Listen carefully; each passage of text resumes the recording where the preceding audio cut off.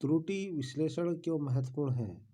तो यह कमजोरियों को दर्शाने के लिए हम त्रुटि विश्लेषण महत्वपूर्ण हो जाती है। तो इसके अंतर्गत ये आंसर आएगा, यह अधिगम की अक्षमता वाले छात्रों और निम्न प्रदर्शन करने वाले छात्रों के लिए है। मतलब जो अच्छा छात्र प्रदर्शन करता है और जो छात्र निम्न प्रदर्शन करता है उसके लिए त्रुटि विश्लेषण किया जाता है। एक छात्र गणित के सभी प्रतीकों को पढ़ने में सक्षम है, लेकिन उन प्रतीकों के अर्थ को समझने में सक्षम नहीं है। जब वो अर्थ को नहीं समझ पाता तो वह त्रुटि बोधगम्यता त्रुटि कहलाती है। जब वह अर्थ को नहीं समझ पाता तो कैसी त्रुटि कहलाती है? बोधगम्यता त्रुटि। निम्नलिखित गणितीय परीक्षण की त्रुटियों में से कौन सी परीक्षण की विश्वसनीयता द्वारा दूर की जा सकती है? मतलब ऐसी कौन सी त्रुटि है जिसको विश्वसनीयता द्वारा दूर की जा सकती है? तो वह स्थिर त्रुटि। स्थिर त्रुटि को हम विश्वसनीयता द्वारा दूर की जा सकती है कि हमें विश्वास है कि यह त्रुटि पूरी तरह से दूर हो सकती है। वहाँ त्रुटि परिवर्तनशील नहीं है, इसलिए अगर वह परिवर्तनशील होती तो विश्वसनीयता कम हो जाती। स्थिर है इसलिए विश्वसनीयता बनी हुई है। तो हम विश्वसनीयता से स्थिर त्रुटि को दूर कर सकते हैं। एक छात्र 773 बराबर 100 जोड़ता है। यह पूछने पर कि वह ऐसा क्यों सोचता है तो वह जवाब देता है 7 धन 3 बराबर 10, इसलिए 77 धन 33 बराबर 100। बच्चा किस प्रकार की त्रुटि करता है? बच्चा प्रक्रियात्मक त्रुटि करता है। इस प्रकार की त्रुटि क्या कहलाती है? प्रक्रियात्मक त्रुटि। गणित की कक्षा में एक छात्र बताता है कि सभी अभाज्य संख्याएं विषम हैं। उनसे शिक्षक ने पूछा, आप नंबर 2 के बारे में क्या कह सकते हैं जबकि ये सम है? यह किस प्रकार का उदाहरण है? यह उदाहरण है प्रतियुक्ति विधवात्मक उत्पत्ति। प्रतियुक्ति विधवात्मक उत्पत्ति का उदाहरण है।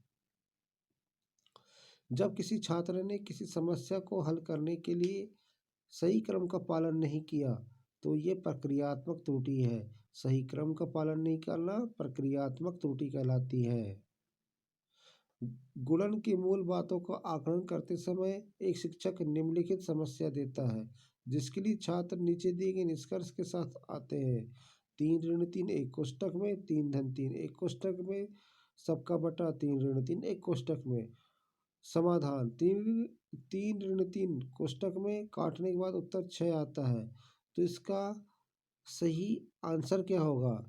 तो यह गलत है और उसे शून्य के गुण सिखाया जाना चाहिए, क्योंकि इस क्वेश्चन में देख रहे हैं आप 3 ऋण 3 से जब शून्य होगा तो सारी संख्या ही शून्य हो जाएगी, इसलिए यह गलत है और उसे शून्य के गुण को सिखाया जाना चाहिए कि शून्य से किसी भी संख्या गुणा करो तो वो शून्य ही हो जाती है।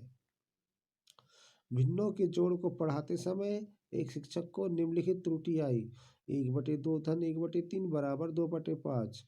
ऐसी स्थिति में शिक्षक क्या सुधारात्मक कार्रवाई कर सकता है? भैया इसके लिए एलसीएम की अवधारणा में पता होना चाहिए।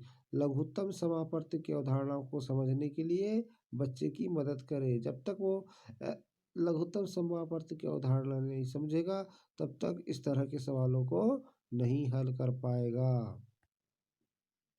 कक्षा 2 का छात्र 203 को 23 वर्ष पढ़ता है। एक शिक्षक के रूप में आप निम्नलिखित में से कौन सी गतिविधि करेंगे ताकि छात्र को अपनी त्रुटि का पता चल सके? तो इसके लिए ड्रिल और मोती और तारों का उपयोग करेंगे।